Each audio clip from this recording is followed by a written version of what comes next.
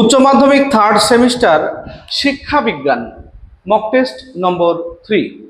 আজকে আমরা 3 নম্বর set practice করব। তোমরা অনেকেই বলেছো যে স্যার আমাদের শিক্ষা বিজ্ঞান আর রাষ্ট্রবিজ্ঞানে সবচেয়ে বেশি সমস্যা, তাই এই দুটো সাবজেক্টে একটু বেশি সাহায্য করবেন। অবশ্যই তোমাদের রাষ্ট্রবিজ্ঞান এবং শিক্ষা বিজ্ঞানে 100% সাপোর্ট দেব, সেই সঙ্গে ইতিহাস, বাংলা এবং দর্শন, মোটের উপরে 5টা সাবজেক্ট 100% ভরসা রাখতে পারো আমার এই চ্যানেলের উপরে। তো তোমরা কি করবে, আমাদের যে সাজেশনগুলি দিচ্ছি এই সাজেশনগুলিকে আগে তুমি মুখস্থ করে নেবে, পড়ে নেবে। তারপর আমরা যে মক টেস্টগুলি করাচ্ছি সেগুলি প্র্যাকটিস করবে, তাহলে তোমার কতটা প্রিপারেশন হলো তুমি সেটা জানতে পারবে। আমরা প্রথমে প্রশ্ন দেখাবো, তার সঙ্গে 4টে করে অপশান দেব। 10টা করে প্রশ্ন থাকবে, 8 মিনিট 7 মিনিটের সময় মাত্র, অন্তত এই সময়টুকু তোমরা দেবে। তাহলে নিজেকে তোমরা যাচাই করতে পারবে যে তুমি কতটা প্রস্তুত হলে। আর কমেন্টে অবশ্যই জানাবে যে তুমি কটা ঠিক করতে পারছো। তো চলো আমরা কথা না বাড়িয়ে শুরু করি আজকের মক টেস্ট। তো মক টেস্ট শুরু করার আগে যারা নতুন তাদেরকে বলে রাখি, তোমরা 10টা সিরিয়াল করে নেবে খাতায়। সিরিয়াল করার পর ABCD তে উত্তর দেবে। একের যদি A বা BCD যাই হোক না কেন সেটা তুমি লিখে রাখবে। এইভাবে 10টা প্রশ্নের উত্তরই তুমি নিজে নিজে লিখে রাখবে। আমি প্রথমে উত্তর বলছি না, কারণ উত্তর যদি আমি বলে দিই তাহলে তোমাদের কিছু প্রশ্ন ভাবার প্রয়োজন হতে পারে, সে ভাবার সময় পাবে না। যে কারণে আমি প্রথমে উত্তর বলছি না। আমি তোমাদের পরীক্ষার শেষে, মানে এই ভিডিওটি শেষে অ্যান্সার কি দিয়ে দেব, তখন তুমি মিলিয়ে নেবে যে কটা তোমার ঠিক হলো।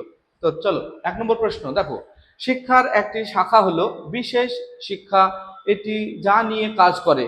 অপশান এ বিশেষ বিদ্যালয়ে শিশুদের শিক্ষাদান, অপশান বি শিক্ষার্থীদের বিশেষ শিক্ষার সুযোগ প্রদান করা, অপশান সি বিশেষ চাহিদা সম্পন্ন শিক্ষার্থীদের জন্য নির্দেশনা দান, অপশান ডি কোনোটিই নয়।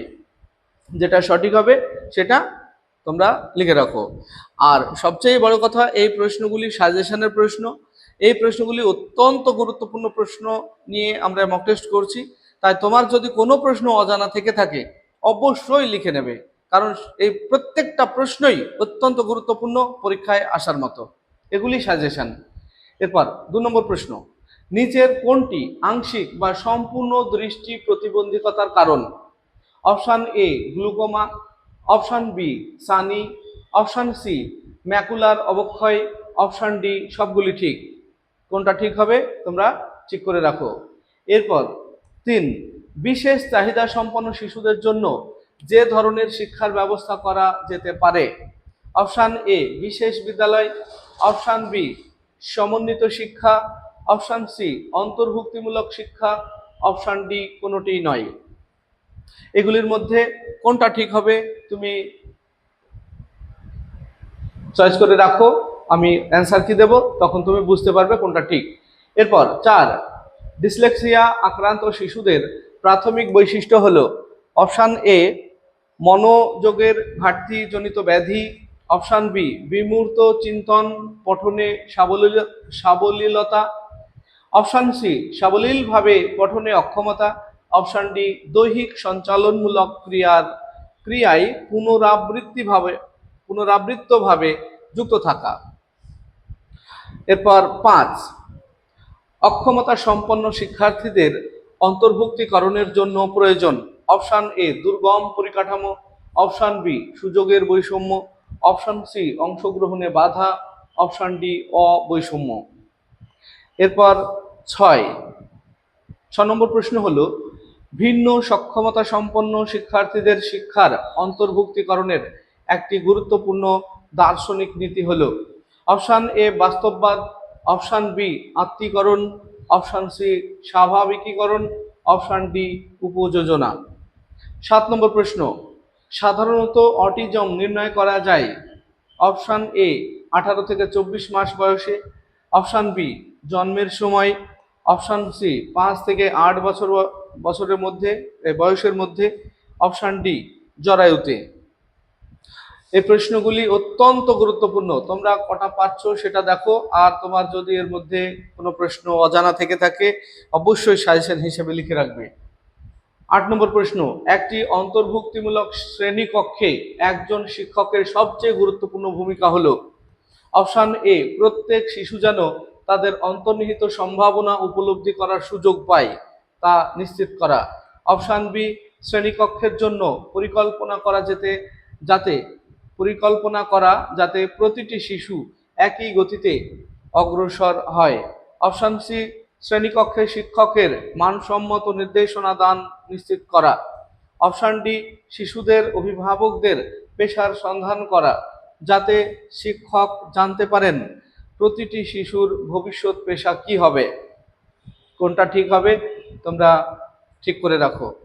এরপর দেখো 9 নম্বর প্রশ্ন, ব্রেইল পদ্ধতি এবং টেপ রেকর্ডিং যাদের শিক্ষাদান পদ্ধতি হিসাবে ব্যবহার করা যেতে পারে। 1, অস্থিগত প্রতিবন্ধী শিক্ষার্থীদের জন্য। বি, শ্রবণ প্রতিবন্ধী শিক্ষার্থীদের জন্য। সি, দৃষ্টি প্রতিবন্ধী শিক্ষার্থীদের জন্য। ডি, শারীরিকভাবে প্রতিবন্ধী শিক্ষার্থীদের জন্য। 10, শিখন প্রতিবন্ধী শিশুরা মানসিকভাবে প্রতিবন্ধী শিশুদের থেকে ভিন্ন কারণ। অপশন এ, তারা প্রত্যেকেই সাধারণ বুদ্ধিসম্পন্ন। অপশন বি, তারা বিভিন্ন বিষয়ে শিখনের ক্ষেত্রে দক্ষ। অপশন সি, তারা নির্দিষ্ট একটি বিষয়ে শিখনে অক্ষম। অপশন ডি, ওপরের সবকটি। এই হলো আমাদের 10টা প্রশ্ন। আশা করি এতক্ষণ তোমরা কোন 10টা প্রশ্নের কোনগুলি ঠিক সেগুলি নির্বাচন করেছো। এবার আমরা অ্যান্সার কি দেব আর তুমি মিলিয়ে নেবে তোমার কটা ঠিক হলো। তো অ্যান্সার কি দেওয়ার আগে একটি কথা তোমাদের বলে রাখি, এই প্রশ্নগুলি অত্যন্ত কষ্টের মধ্যে দিয়ে, প্রচুর পরিশ্রমের মধ্যে দিয়ে আমরা তৈরি করছি এবং তোমাদের সহযোগিতা করছি।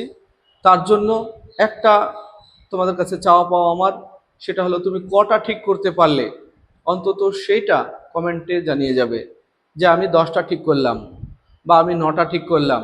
যটা ঠিক হবে অবশ্যই কমেন্ট করে জানাবে। এটুকুই তোমাদের সঙ্গে আমার চাওয়া পাওয়া। তো চলো অ্যান্সার কি দেখে নিই। এই হলো আমাদের অ্যান্সার কি, তোমরা স্ক্রিনশট করে নিতে পারো। আর যারা অন্ধ শিক্ষার্থী রয়েছে তাদের জন্য আমি বলে দিচ্ছি, কারণ তাদের সাউন্ডের প্রয়োজন হয়।